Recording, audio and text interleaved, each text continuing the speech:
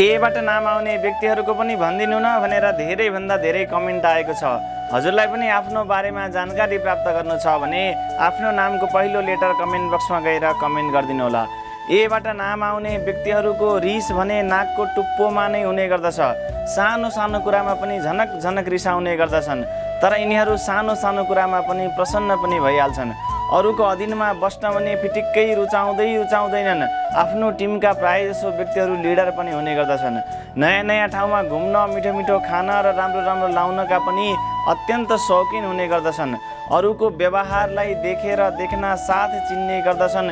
यसले मलाई भित्रबाट साँच्चै चाहन्छ कि बाहिरबाट देखावटी मात्रै गरेको हो।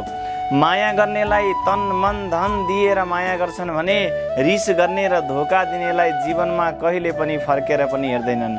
राधे राधे।